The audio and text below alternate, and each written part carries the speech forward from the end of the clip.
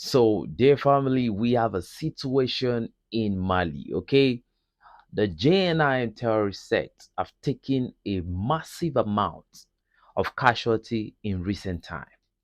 And because of this, we are seeing a lot of changes in the leadership structure of the JNIM sect. Recently, they just chose a new leader after the fall of Abu Dada in the last, counterterrorism operation of the farmers of Mali. And equally, in some capacity, we are hearing that there is a little bit of disagreement between the Wagners, which is the African core, and the farmers of Mali.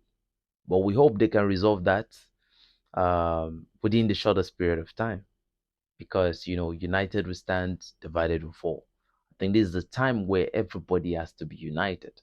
I don't know why they are, having their internal conflict, but I wish they can resolve it within the shortest period of time. We are hearing this information I'm given. I did not hear it from the Malian sources. I heard it from the JNIM sources, who actually made some claims and they brought us some pictures. Those pictures hold no, not they hold no iota of truth, because they were only showing some camels that were stained with blood and all of that. But no problem. Let's move on. Okay.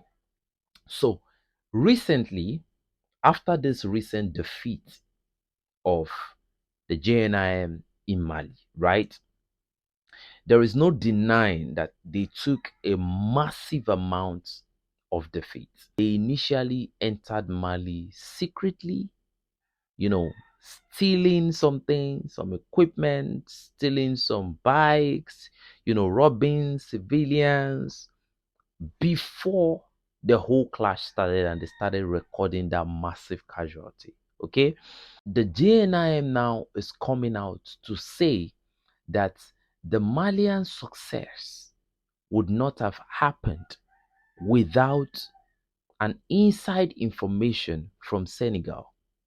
According to what they said they have intelligence that the Senegalese played a key role in that defeat that they took recently. I don't know where they got their information from, but according to the JNIM, they said the Senegalese contributed. And they equally said in some capacity that recently they have noticed that the Senegalese are beginning to perform some military operation within Mali and within the borders of Senegal. That the Malians armed forces and the Senegalese armed forces, they are performing, military drills. And they see this as a threat to their people. And when I looked at the words of Diko, what he said about Benin Republic, what he said about Togo, what he said about Burkina Faso, what he said about Niger and Mali, I noticed that the JNIM is, I think 90% of JNIM are Fulanese. Because from everything he stated, he said there is against ranching and he wants open grazing and all of that. So from everything Jafar Diko said, I discovered that it has always been one tribe in the entire West Africa that has always caused this problem. And this tribe, I can guarantee you that they are not even Africans, because the Fulanese in some capacity are claiming that they are sure Arabs. So how can you be African and you are claiming that you are Arabs? I don't care what the prefix is or something. Said they are sure Arabs. So we have a situation in our hands where we can say that we have strangers in our midst creating chaos. So, ladies and gentlemen, what do you think should be done to strangers causing chaos within our midst? The least we can do is to deport them en masse back to that Arabian country they said they came from. But a lot of saboteurs are now involved, to a point where a lot of politicians are the ones that even collaborating with these people. Now their politicians are going into cattle farming and all of that. That is why you have a lot of compromise here and there. Some people have actually invested billions in these people, procuring weapons for them and a lot of things like that. But again, it still comes down to the question of who is their financier, because if the money is a financial stream can be cut off, then this fight will be it will be as quick as over. Okay.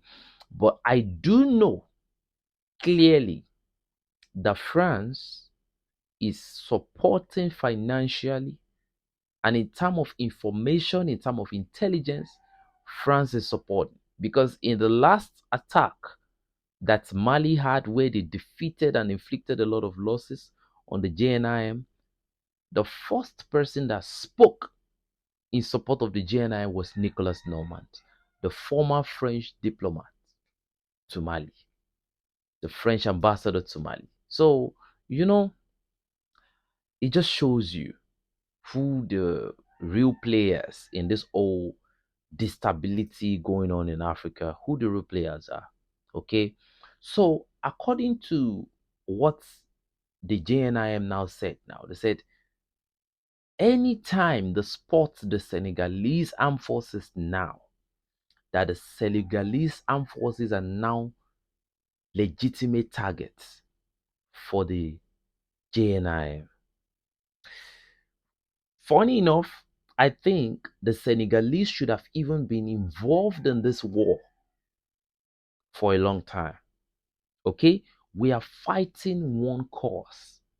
Because if you look at what the JNIM are claiming, or whatsoever, Jamat, whatever they call themselves, they are claiming that the whole West African belongs to them, that God gave it to them.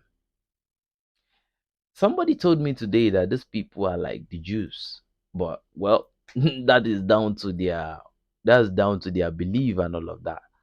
I feel like the Senegalese should have been a part of this for a long time, because just imagine that the unthinkable happens. Who will be the next target? So I want to give a lot of credit to Senegal for playing a key part, and I feel like everybody needs to be on high alert.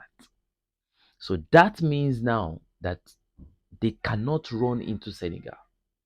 But another key country that people are beginning to talk about, even sources are claiming now, is that Mauritania is a key component in this whole terrorism going on. I don't really know too much about Mauritania, but what I do know is that the recent leader of the JNIM that has just been picked, his name is Abu Al Mauritania. He's from Mauritania. But I can guarantee you, just the way his predecessors has fallen, he too, I can guarantee you that he will fall within the next few months. As long as he has chosen not to surrender, there is only one guarantee. I can't guarantee everything, but I can guarantee that he will not miss his 72 virgin portion. He is going to get it. So, ladies and gentlemen, it's your boy 7200 signing out enough said. But before I go, what do you think?